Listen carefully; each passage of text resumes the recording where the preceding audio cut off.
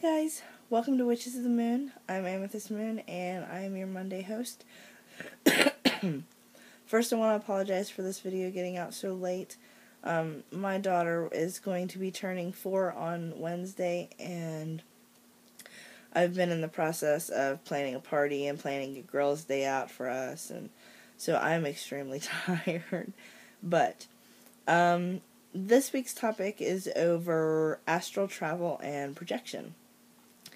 And maybe I'll even give you a few tips on how to enter if you haven't done it before. I have astral projected a couple of times. I'm not a big fan of it, but I do kind of know what I'm doing when I do it. The first tip I can give is it's best to do it in an area where you will not be disturbed. If you have a specific place that you go to meditate, to where you're away from everybody and everything, and there's no sounds or nothing like that around that could interfere with your projection, then that would probably be the best place to do it. Some say that it's best to do it at night before you go to sleep, but I've also heard that some people do it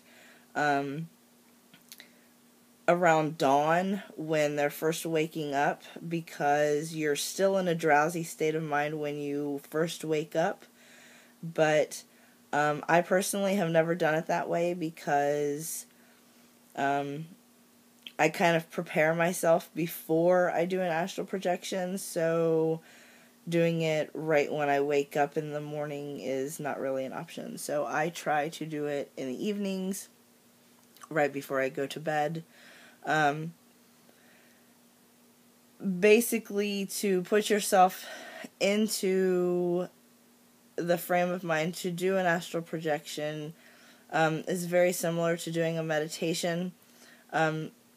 If you've never done an astral projection before, I would do some research on it first, because there are many techniques out there that work for some, and others, some might work for you, some might not.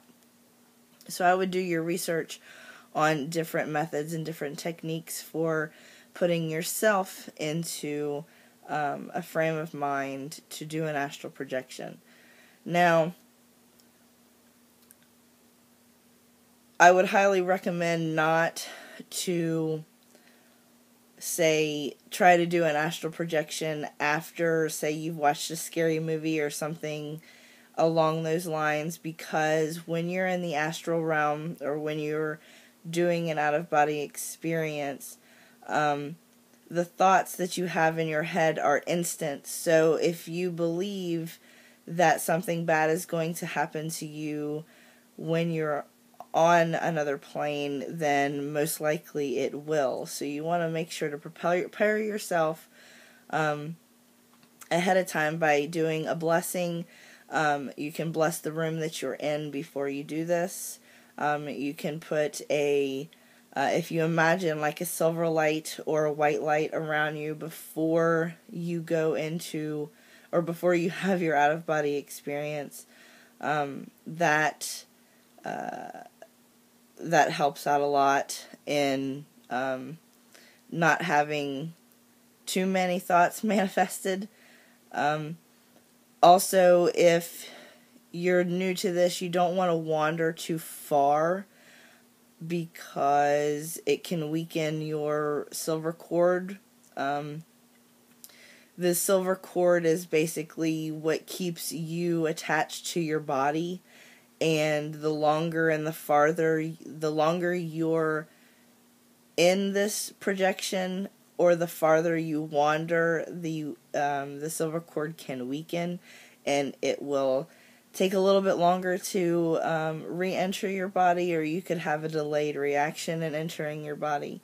So, astral projection is not something that you just want to, just go right out and do. You want to make sure that you do a little bit of research on it, so you know what you're doing beforehand before you do this. Is it dangerous? Some say yes, some say no.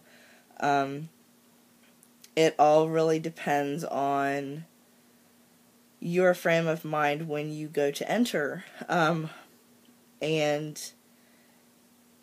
don't try to do it all at once. Do it slowly. If you've never even had an out-of-body experience before, you will want to practice, as in, seeing your hand, in your mind move, and your feet, and becoming aware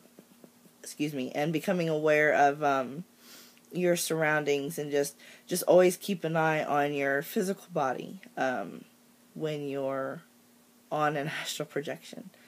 So, yeah. So that's all I'm going to talk about this week. So, yeah, I think I'm going to go to bed. So until next week, guys, blessings.